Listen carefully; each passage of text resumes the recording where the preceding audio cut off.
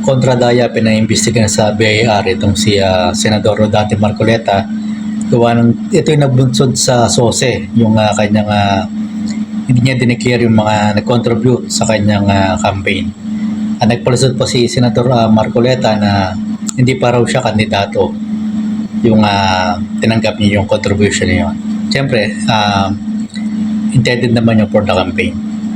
So ito, siguro nawawalan na ng tiwala ang ibang grupo sa COMELEC. Kasi kung sabi ng kontradaya na nagpapaimbestiga sa BIR tungkol sa contribution kay Marcoleta, ay kung hindi ito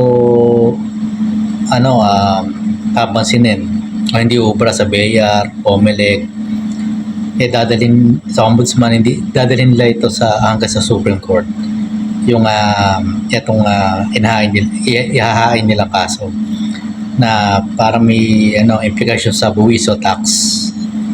Allegedly, di rin nabayar ni Senador Rodante Marcoleta ayon sa kontradaya na grupo. Hindi sila papayag sa ganito na basta-basta lang daw mababaliwala yung itong reklamo nila. Kasi ang dami na kasing mga nakakalusot, hindi napipilang pansin. Pagka ganyan, magiging bad example niya sa iba na magkakaroon ng kampanya sa 2020. So ito, buti may mga ganitong grupo, hindi naman sinusgang agad si Senator Rodante Marcoleta para maging senyales sa ibang nagagawa pa ng hindi maganda o hindi susunod sa batas.